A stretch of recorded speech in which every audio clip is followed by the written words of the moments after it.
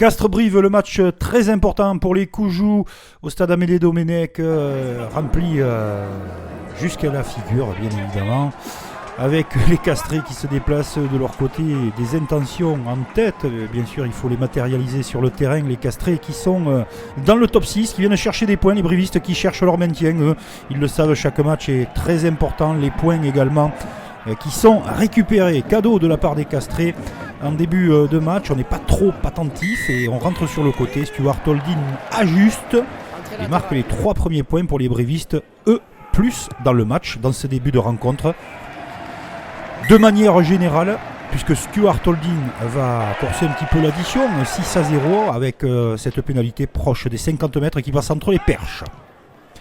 À la faute, les deux équipes un petit peu maladroites. Alors c'est un choix croisé qui s'engage entre ces deux équipes. C'est Benjamin Ourdapileta qui ramène les Castrés 6-3. Du jeu dans tout ça, vous allez me dire, mais on va en avoir un petit peu et ça va être merveilleux de la part des Brivistes avec cette action et cette course rentrée de la part du centre briviste. Double 1-2 avec le second de ligne. Après on ressort sur les extérieurs pour servir Esteban Abadi qui va marquer cet essai de toute beauté, un des plus beaux de la journée. Magnifique briviste, ils sont capables de le jouer. Regardez l'attitude du centre Coujou sur les appuis. Retour inter, ça sort inter de nouveau, exter. On volley, on donne des passes, on se voit. Les courses sont bonnes et le soutien est permanent. Esteban Abadi qui finit le travail. Merveilleux essai de la part des Brivistes. Castres dans tout ça, maladroit, un petit peu brouillon, mais toujours avec son canonnier et son artificier. Benjamin Ourdapileta face au poteau, qui laisse son équipe coller avec les Brivistes. Le public est ravi, il s'est déplacé du Tarn, et quand vous n'avez pas Benjamin Ourdapileta et que vous mettez toujours la faute du côté des Coujous, ce coup-ci c'est à plus de 50 mètres, 52, c'est Rory Cocotte.